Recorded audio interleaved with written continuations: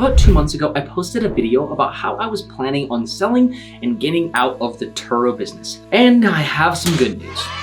One of my cars is officially off the platform, but I didn't sell it. And this news also comes with some bad news. One of my clients got in a car wreck, but unfortunately, it totaled my car. And what's worse is I owed over $25,000 on this car. On top of that, it was also the car that was making me the most amount of money and was the more popular car by far on Turo. This is what it looked like when I first got it about 10 months ago, and this is what it looked like after the wreck. I know, it sucks. But what was even worse was the actual process that it took to get it sorted out. So here is that story. The car left on a 7-day trip, and about halfway in, I got a text from the client that the car got into a wreck, and he said that it happened earlier that day. And I thought he meant an hour or 2, 3 ago, and he texted me around 6 p.m. And I asked if he took pictures of the accident for insurance purposes, as you should, and he said no.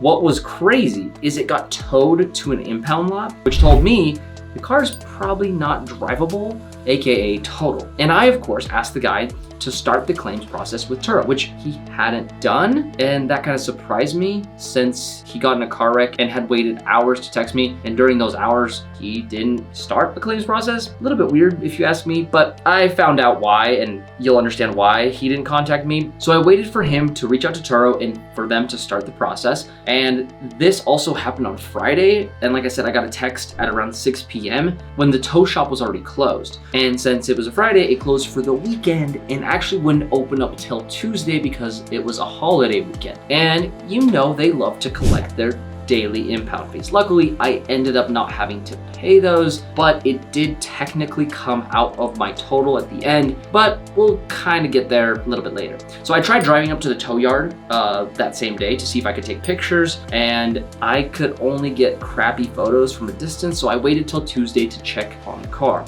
And Turo said that they'd get me an agent before then, so I wanted to at least see the car to know how bad it was, so I had something to tell the agent. Again, didn't hear anything from Turo all weekend, which was fine. Tuesday came, I went and saw the car. It was very, very disheartening. I took some pics, sent it over to the agent that originally started the claim, and she emailed me back saying that, she'd reviewed it and she would have someone from the insurance company reach out in 1 to 3 days. Cool. That pretty much solved all my problems, at least anything that's solvable on my end, right? 3 days went by, nothing from Turo.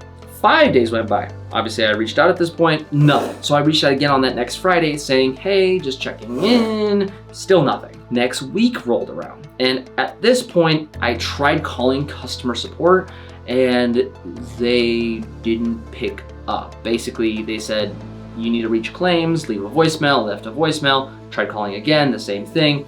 And when I actually got through to a customer support agent, they didn't know what to do. I tried calling the lady's phone number that was assigned to me on the claim, which, like I said, I tried, kept going to voicemail, nothing. I left 3 voicemails to her phone number in just 1 week's time. And I didn't want to bug them too much, but also wanted to at least get some sort of status report or update, as I had a payment coming up on the car that was totaled and no longer receiving income, and I had to basically pay that out of pocket. And during all of this, I also had to cancel 5 trips, and I still have trips to cancel up until now on my clients that luckily didn't cost me anything. But if you're not an all-star host, you have to pay $25 per cancellation, even if your car gets in a wreck, which is absolutely absurd if you ask me. And I would have been super mad, but luckily I didn't have to pay anything out of pocket because they waived the fee because I'm an all-star host, right? But what did make me pretty frustrated is not just the lack of communication from their team or the fact that you can't get a hold of anyone from claims,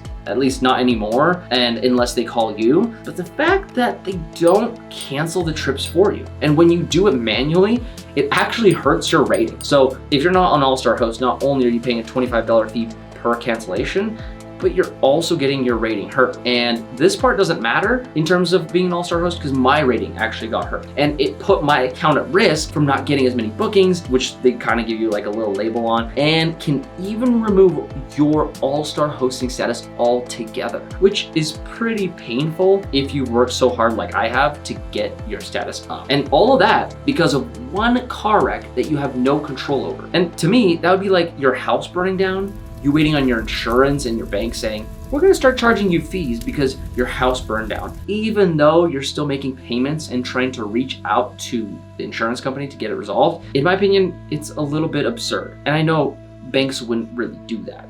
And while I was waiting for their response, I also had a message from my renter saying, why did I get charged $150 on top of my trip costs? Again, this is from the guy that crashed the car. And what I didn't tell you guys yet is when I went in to take pictures of the car, I went inside the vehicle to see what was going on, right? Make sure like the airbags went off, everything, to take some pictures of that. And it reeked of the green stuff. Yeah, not only did this person wreck my car, not do proper procedure of contact me or the insurance in an urgent manner, also smoked an illegal substance in my state in the car and was likely intoxicated while driving. And then had the audacity to ask me why I charged him a smoking fee. And then when I told him about it, he tried to say that he didn't smoke. Like, bro, you know you smoked, and you're lucky I didn't report it to the police or your insurance company. And look, I have no problem with it if you have a medical card or you do it recreationally on your own time at your house or whatever,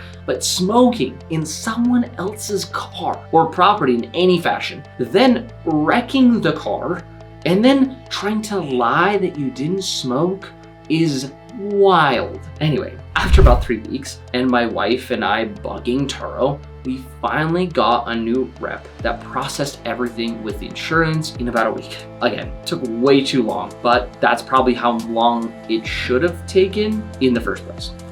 So after a month and a couple of weeks, I finally got a resolution. Still no payment or info on the amount that I was gonna get back, but at least a confirmation that my car was totaled. And from there, it only took about another 2 weeks to get an amount and the check was sent over to my bank. Man, it was a process.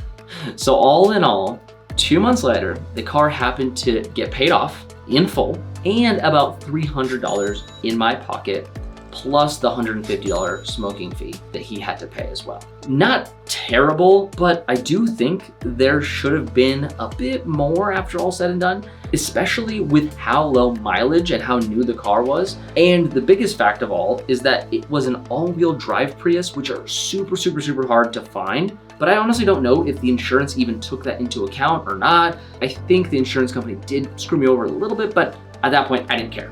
And overall, the Turo process was kind of less smooth than what it was 3 years ago, and the platform seems to be on the decline in terms of quality customer support, which is a pretty important part, if you ask me, especially if you're trying to go public. And I do think that their policies are also heavily in favor of themselves and less about the client or the host, which is disappointing. Especially disappointing to me as a host to see that from such a big company that collects billions of dollars a year, mostly since without their hosts, they wouldn't have a way to make money, at least not with the same level of risk. But that's for another video. I'm also sad that my 1 of 3 cars got totaled since I was hoping to sell the business with the cars included later this year or very, very early next year. But now I might just sell one of the cars and keep the other one for personal use. Anyway, let me know if you have had any similar experiences with Turo, insurance companies, renters, whether that's Airbnb renting or car renting. I'm interested to see and how it unfolded. Thanks again for watching, and I'll catch you guys in a future episode. Peace.